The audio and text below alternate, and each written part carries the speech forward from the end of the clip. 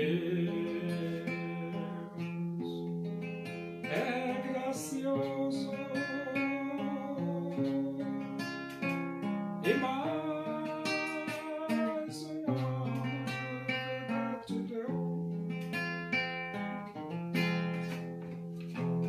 pois Ele tem prazer em abençoar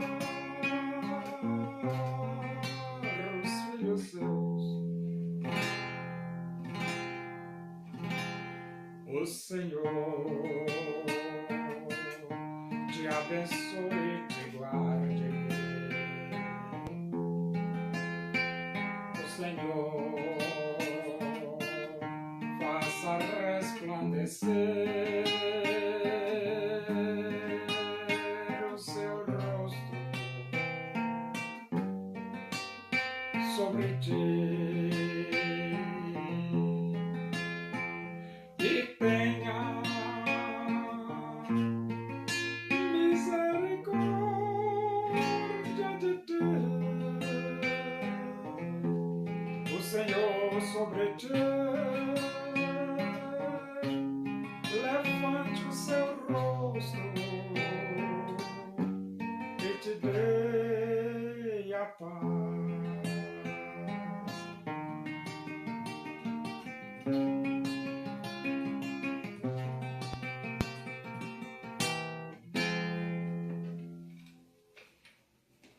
Vamos abrir a Bíblia. Epístola de Paulo aos Romanos. Nós vamos para o capítulo 9 e vamos ler do versículo 19 até o versículo 29. Diz assim as Escrituras Sagradas, a Palavra de Deus. Tu, porém, me dirás, de que se queixa ele ainda? Pois quem jamais resistiu à sua vontade? Quem és tu, homem, para discutires com Deus? Porventura pode o objeto perguntar a quem o fez, por que me fizeste assim? Ou não tem o oleiro direito sobre a massa para do mesmo barro fazer um vaso para honra e outro para desonra? Que diremos, pois, se Deus, querendo mostrar a sua ira e dar a conhecer o seu poder, suportou com muita longanimidade os vasos de ira, preparados para a perdição, a fim de que também desse a conhecer as riquezas da sua glória em vasos de misericórdia, para a glória preparou de antemão, os quais somos nós, a quem também chamou, não só dentre os judeus, mas também dentre os gentios. Assim como também diz em Oséias, chamarei povo meu ao que não era meu povo, e amada a quem não era amada. E no lugar em que se lhes disse, vós não sois meu povo, ali mesmo serão chamados filhos do Deus vivo. Mas relativamente a Israel, dele clama Isaías, ainda que o número dos filhos de Israel seja como a areia do mar, o remanescente é que será salvo. Porque o Senhor cumprirá sua palavra sobre a terra cabalmente e em breve. Como Isaías já disse, se o Senhor dos exércitos não nos tivesse deixado descendência, ter-nos íamos tornado como Sodoma e semelhantes a Gomorra. A pergunta é, Deus é soberano? É, Deus é soberano. E quando Deus criou os moradores do mundo, claro que uns iriam se arrepender, abrir os seus corações e aceitar Cristo como Salvador de suas vidas. Outros não iriam se arrepender, iriam rejeitar Jesus e iriam para o inferno. Isso aí é mais do que lógico. Por que assim? Por que mais do que lógico? Por causa do livre-arbítrio. O homem, ele faz as suas próprias escolhas. O versículo 19 até o versículo 29 do capítulo 9 de Romanos fala sobre a soberania de Deus e diz: Tu, porém, me dirás, de que se queixa ele ainda, pois quem jamais resistiu à sua vontade? De fato, né? Deus não tem de que se queixar. Não tem motivo para isso. E ninguém resistiu à sua vontade, isso é lógico. Quem vai resistir à vontade de Deus? Ninguém. Porque na Bíblia está escrito: como determinei, assim sucederá. Então, como planejei, assim acontecerá. Então, cabe ao homem se humilhar diante de Deus. O versículo 20 diz: quem és tu, homem, para discutires com Deus? Essa pergunta, quem és tu, homem, para discutir com Deus? É porque o homem é limitado. De mente, de olhos, de ouvido, de olfato, de cheiro, de boca, de paladar, de tudo. É limitado. De inteligência. E então, o homem não tem como discutir com Deus. Cabe ao homem se humilhar. Porventura pode o objeto perguntar quem o fez, por que me fizeste assim? Então, Deus fez e acabou-se. E você fica só na sua, quietinho na sua, entendeu? Ou não tem o oleiro direito sobre a massa para do mesmo barro fazer um vaso para honra e outro para desonra? Então o oleiro tem direito sobre a massa? Tem, para fazer um vaso para honra e outro para desonra? Tem, ele tem. E Deus tem? Também tem. Agora, isso não anula o livre-arbítrio do homem.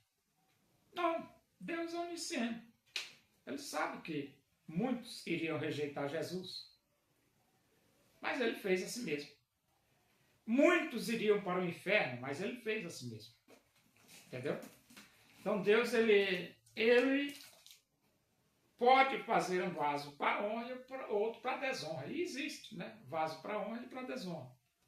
Para honra, os que se arrependem e aceitam Cristo. Para desonra, aqueles que rejeitam Jesus e preferem o pior para as suas vidas. O versículo 22. Que diremos, pois, se Deus, querendo mostrar a sua ira e dar a conhecer o seu poder, suportou com muita longanimidade os vasos de ira, preparados para a perdição, a fim de que também desse a conhecer as riquezas da sua glória em vasos de misericórdia que para a glória preparou de antemão. Quem são esses vasos de misericórdia? São os que aceitam Jesus como Salvador de suas vidas. E quem são esses vasos de ira que Deus suportou com muita longanimidade? São os que rejeitam Jesus e vão para o inferno. E então, Deus suporta. Vai chegar o dia do juízo final, que Deus vai tacar no inferno quem não quis nada com Jesus e levar para a sua presença os que aceitaram Jesus. No versículo 24, os quais somos nós e quem também, os quais somos nós a quem também chamou, não só dentre os judeus, mas também dentre os gentios. Então, tanto dentre os judeus quanto dentre os gentios, todos que se arrependem são vasos de misericórdia. Pessoas separadas para desfrutar da glória de Deus. Não importa se você é judeu ou se você é gentil. O que importa é você ter Jesus como seu único e suficiente Salvador. Versículo 25, assim como também diz em Oséias, chamarei povo meu a quem não era meu povo e amada a quem não era amada. Então os gentios não eram povo de Deus. Mas em Cristo eles se tornam filhos de Deus. E no lugar em que se lhes diz, vós não sois meu povo, ali mesmo serão chamados filhos do Deus vivo.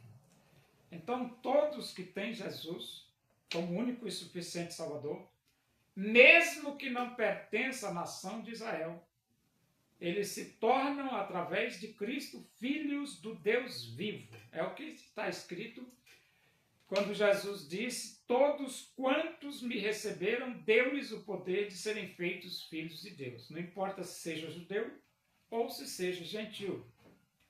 Tem Jesus? Tem, pois é filho de Deus. Versículo 27. Mas relativamente a Israel, dele clama Isaías. Ainda que o número dos filhos de Israel seja como a areia do mar, o remanescente é que será salvo. Por quê?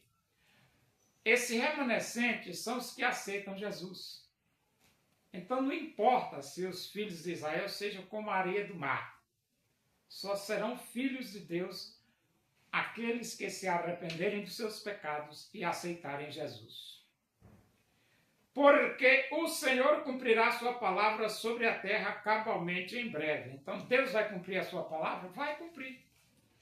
Aí você, mas qual é a palavra de Deus? A palavra de Deus é essa. Quem crer no Filho tem a vida eterna.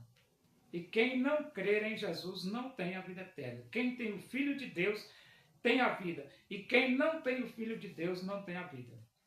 Então, não importa se você é judeu ou se você é gentil. Isso não importa. O que importa é que se você tem Jesus, você tem a vida. E se você não tem Jesus, você não tem a vida. Se o judeu não tiver Jesus, ele não tem a vida. E se o gentil tiver Jesus, ele tem a vida. Então o importante é você aceitar Jesus. Seja judeu ou seja gentil.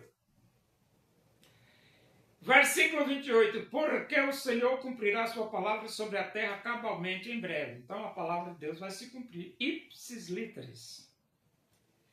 Versículo 29, como Isaías já disse, se o Senhor dos Exércitos não nos tivesse deixado descendência, ter-nos íamos tornado como Sodoma e semelhantes a Gomorra. Esse aqui é que os filhos de Israel, eles resolveram pecar contra Deus. E se não fosse a misericórdia de Deus, eles tinham se tornado como Sodoma e Gomorra. E você diz, que é Sodoma e Gomorra? Faz duas cidades que Deus tacou fogo. Porque pecou tanto que Deus tacou fogo e destruiu tudo. E os filhos de Israel, se Deus não tivesse tido misericórdia, eles tinham se tornado semelhantes a Sodoma e semelhantes a Gomorra.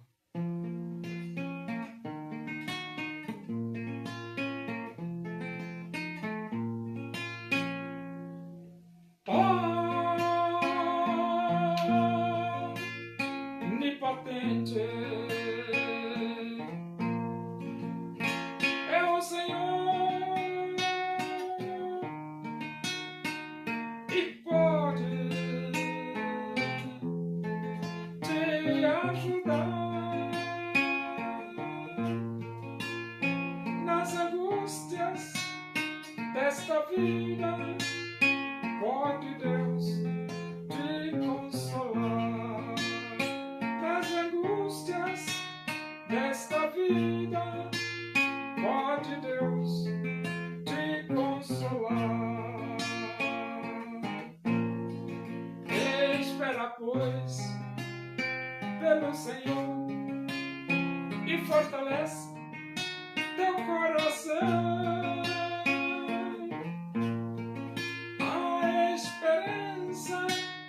Para o aflito, Deus tem tudo. Em sua tuas mãos. Oremos. Agradecemos a Deus por esse momento na tua presença e que o amor de Deus, a graça do nosso Senhor Jesus Cristo, a comunhão e a consolação do Espírito de Deus seja com todos nós aqui e com todo o teu povo em toda a face da terra, hoje e para sempre. Amém. Boa noite, que Deus vos abençoe.